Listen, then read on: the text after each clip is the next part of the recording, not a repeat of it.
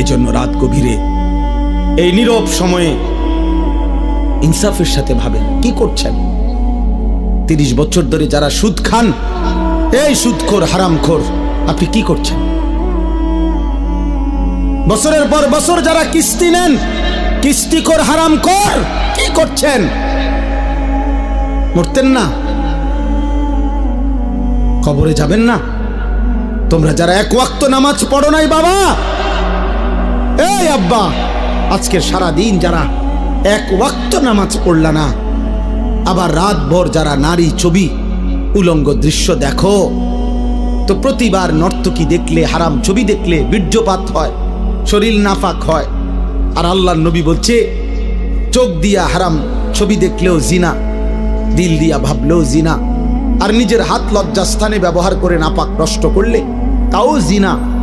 আর আল্লাহর নবী বলছে এই জিনাকার, এই ব্যভিচারী, মালউন, অভিশপ্ত। নবীজি বলছে যে জিনা করে সে মুমিন থাকে না। লা ইয়াজনি জানি হিনা ইয়াজনি ওয়া হুয়া মুমিন। সারাদিনে এক ওয়াক্ত নামাজও পড়লা না, রাতভর ছবি নারী অস্থি দৃশ্য দেখে শরীর নাপাক করে এই যে শুয়ে রইলা, যদি আর ঘুম না ভাঙে, এই রাত যদি আর ভোর না হয়, হ্যাঁ, তো তোমার মৃত্যু কিসের উপরে হইল? তো তোমার আখিরাত কি হবে?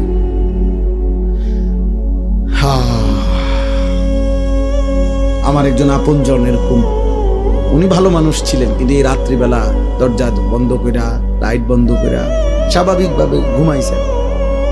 সকালবেলা দরজা খুইলা ভাঙ্গা দেখছে ঘুমের মধ্যেই মরে আছে।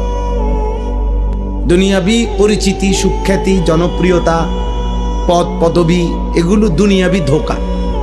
এগুলো দুনিয়া যাদের দরকার, ক্ষমতা যাদের দরকার, দুনিয়ায় যারা মাতবরি করতে চায় তাদের লাগবে।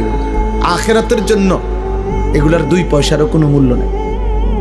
বরং আখিরাতে ঈমান, আমল, সেজদা, তাকওয়া, গুনাহমুক্ত জীবন, এটারই দাম, এটারই দাম। ইয়াউমা লা ইয়ানফাউ মালুন ওয়ালা বানুন। আল্লাহ তাআলা কোরআনে বলছেন সেদিন আখিরাতে কোনো মাল কোনো উপকারে আসবে না, সন্তানাদিও কোনো উপকারে আসবে না। ইল্লা মান আতাল্লাহা বিকলবিন সালিম। গুনাহমুক্ত, শিরিক মুক্ত, এক পবিত্র আত্মা নিয়ে, ঈমান আমলে ভরা, আল্লাহ তাআলার মহব্বত মারেফাতে ভরা এক দিল নিয়ে যে আসবে, সেই কেবল সেদিন উপকার হবে। কোরআনুল কারীমে আল্লাহ বলছেন ফাইযা নুফিখা ফিস সূর ফালা আনসাবা বাইনাহুম ইয়াওমাইদিন ওয়ালা ইয়াতাসাআলুন। আল্লাহ বলেন ইসরাফিল যখন ফু দিবে আর হাসরের মাঠ কায়েম হবে, সেদিন কোনো মানুষ কাউকে একজন আরেকজন বন্ধুত্বের, বংশের, আত্মীয়তার কোনো পরিচয় দিবে না। ওয়ালা ইয়াতাসাআলুন, কেউ কাউকে ভালো মন্দ কিছু জিজ্ঞেস করবে না। কসম খোদার বাপ, এটা কোরআনের আয়াত। কেউ কাউকে কিছু বলবে, আপনাকে কোন বাড়ি দুনিয়াতে যে আসিলেন ভাই, আপনি কোন বাড়ির জানি আসিলেন, খুব আপনি কোন বাড়িতে আসিলেন, দেখেন না অবস্থা হাসরের মাঠের, কি ইতেন কথা কইতে আসছে, কোন বাড়ি দিয়া করবি কি বেটা, তাইলে এগুলোর কোনো পাত্তাও নাই। কেউ জিজ্ঞাসাও করবে না, কেউ না। ইয়াউমা ইয়াকুমুন নাসু লিরাব্বিল আলামিন। প্রতিটা মানুষ মহান আল্লাহ পাকের সামনে দাঁড়িয়ে থাকবে। নবীজি বলছেন মাউদাউ কাদামি, এই পাওটা রাখতে যেটুকু জায়গা, ঠিক এতটুকু জায়গায় বরাদ্দ, আর এক সুতা সামনে পিছনে ডানে বামে আগাইতে পারবে। এভাবে যতক্ষণ পর্যন্ত, যতদিন পর্যন্ত হাসরের মাঠের বিচার কাজ চলে, এভাবে দাঁড়াই থাকবে। আর হাসরের ময়দানের একদিন, আল্লাহ কোরআনে বলছেন একদিন, বাবা, ভাই, নওজোয়ান ছেলে, মনে রাখো দোস্ত, কোরআনের আল্লাহ নিজে বলছে একদিন হলো 50 আলফা সানা, 50,000 বছর। হাসরের ময়দানের একদিনের দৈর্ঘ্য সমান 50,000 বছর। এভাবে যতদিন, যদি 10 দিন চলে, যে বিচার কাজটা চলবে মোট 10 দিন, মনে করেন আল্লাহ বলল, তাহলে এই 10 50,000-এ যাটা। এবার আমনে সিরিয়াল পরে যখন তখন, হ্যাঁ, পুরাটা সময় 50,000 না, একদিন 50,000, একদিন। ফাকাইফা তাত্তাকুনা ইন কাফারতুম ইয়াওমান ইয়াজআলুল বিলদানা শিবা।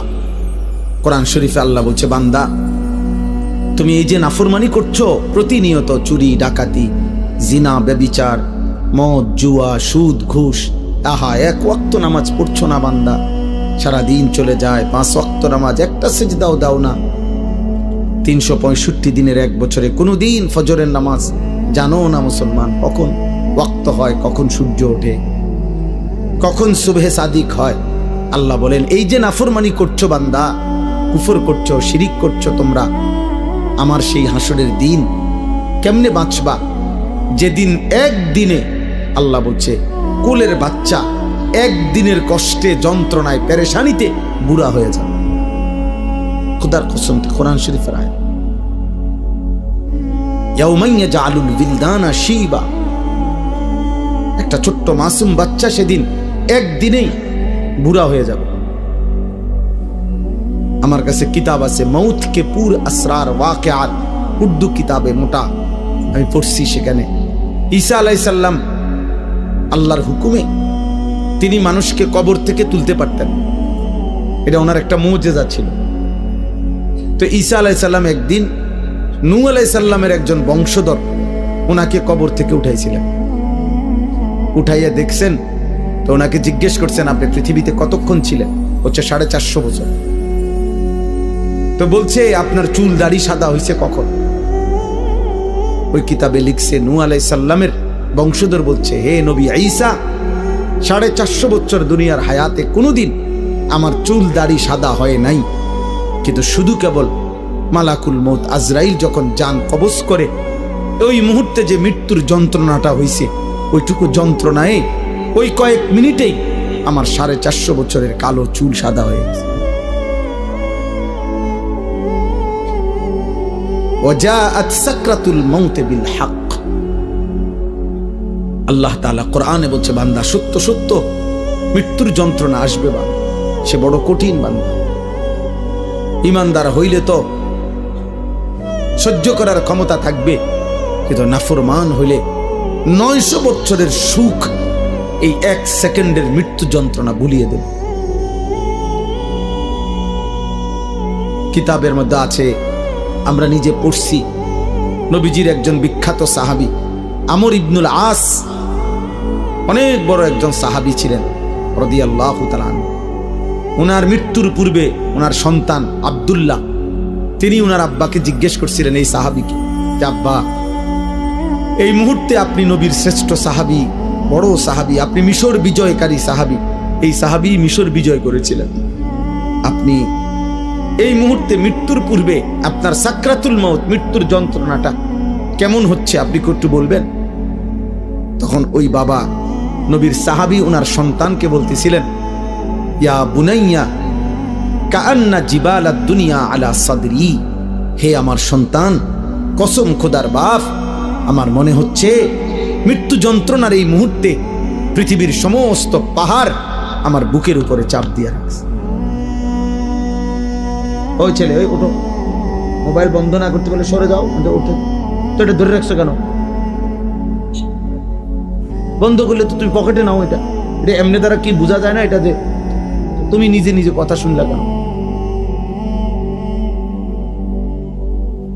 জি বা, আমার এটা ইচ্ছা করে আমি কষ্ট দিই, হয়তো ধমকটা দিলাম, এটার উদ্দেশ্য ভাইয়া তোমার ফায়দা, তুমি তাকায়া শোনো, দেখবা ফায়দা হবে।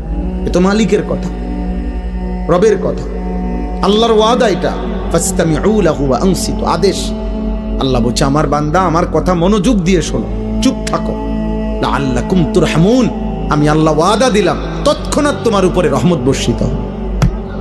কসম খোদার, এটা কোরআন শরীফের আয়াত। আল্লাহ বলছে, আমার কথা যখনই বলা হয় তুমি চুপ থাকবা, মনোযোগ দিয়ে শুনবা, তোমার উপরে রহমত বর্ষিত হবে। রহমত বর্ষিত হবে মানে আল্লাহ তোমাকে আমলের তৌফিক দিবে, আল্লাহর কথা মানার যোগ্যতা দিবে। আগে দেখবেন আপনাদের আমলে, মুরব্বীদের আমলে, আগে যখন ওয়াজ করতো হুজুররা, মুরব্বী হুজুররা আমাদের, ওনারা বলতো কথা, বয়ান কুদ্দুর পরে কইতো, গভীর মনোযোগ কইতো না, কথা দিলের কান দিয়ে শোনেন, আগে এটা বলতো, মানে মনোযোগ দিয়ে শোনেন, আল্লাহর কথা দোস্ত, একদিনে সবাই বদলাবে না। একদিনে কেউ জুনায়েদ বাগদাদি হয় না, একদিনে কেউ বাইজিদ বুস্তামি হবে না। উনি নিজেও একদিনে হয় নাই। বাইজিদ বুস্তামি একদিনে বাইজিদ বুস্তামি হয়ে গেছে। আব্দুল কাদের জিলানী একদিনেই এত বড় আউলিয়া হয়ে গেছে। তাইলে ওনারাও মেহনত করছে, ওনারাও রাতের পর রাত দিনের পর দিন আল্লাহকে ডাকছে, কানছে, চোখের পানি ফেলছে। তো বিনিময় আল্লাহ তাআলা তাদেরকে সাইয়্যিদুল আউলিয়া বানায় দিয়েছে, আউলিয়াদের সর্দার বানায় দিয়েছে। এজন্য আল্লাহর কথা দিল দিয়া শুনবে। তোমরা অনেক ছেলে আছো যারা কোনোভাবেই মনে করতেছো বাবা, কোনোভাবেই আল্লাহর কথাকে পাত্তা দাও না। মনে রাখো আব্বা, এটা বাস্তব কথা হইল, এটা তোমার কিন্তু সুখের চিহ্ন না, তোমার উপরে আল্লাহর লানত, বদনসিব। আমার ভাই, আমার কথা মনে করো। তুমি একটাবার ভেবে দেখো, আপন মা বাপ পর্যন্ত তুমি 365 দিনে, খোদার 1 বছর কোনোদিন ফজরের নামাজ পড়লা না, অথচ তোমার মা বাপ জীবিত ঘরে আছে, ওরাও তোমারে কোনোদিন ডাকলো না। আহা, এভাবে প্রতিটা ভোর তোমার জীবন থেকে সেজদা ছাড়া চলে যায়। অথচ কিতাবের মধ্যে আছে এই সকালবেলার কুত্তা আল্লাহর কাছে বলে, মাওলা এই চোখে যেন আমি প্রথম কোনো বেনামাজিকে না দেখি। আহ, তোর মতো নাফরমান কুত্তাও দেখতে চায় না, তোরে কুত্তা ঘৃণা করে, কুত্তা। কার জন্য সাজলি বেটা? কি এর পাউডার লাগাইছো? কিসের চুলের ফ্যাশন করছো? কে দেখে তোমাদের এই চুল চেহারা? তোমার সমবয়সী কিছু অসৎ বন্ধু ছাড়া, তোমার সময় না, তোমার লগে ঘুরে গাড়ে এরকম কিছু ফালতু ছেলে ছাড়া তোমার চুল চেহারার প্রশংসা কোনো ভদ্রলোক, কোনো ইমানদার জীবনে করছি না। তোমার বিবেক থাকলে কও। একটা ছেলে বলো পৃথিবীর কোন সভ্য মানুষ, ভদ্র মানুষ, যে বাবা তোমার এই চুল দেখে মনে হইতেছে তুমি একটা নেককার ছেলে, তোমার চেহারা দেখে মনে হইতেছে তুমি একটা ভালো বংশের ছেলে। তাইলে তোমার এই অসৎ চেহারা তো তুমি তোমার বাপকে অপমান করলা। কিরে তুই কোন ঘরের পুত্রে, তোর দেখতে ফুটটা ঘরের মতো লাগে। তাইলে এই কথা যদি বলে তো তুই কাকে অপমান করলি? বাপ নিজে তো অপমান হলি, তোমার বাপকেও তো অপমান, তুমি তো তোমার বংশকে অপমান করলা। কোন বিবেকবান তো তার ইজ্জত নষ্ট করে না, সম্ভ্রম নষ্ট করে না। আত্মমর্যাদা, আত্মসম্মান যারা আছে, সে প্রয়োজনে ধুকে ধুকে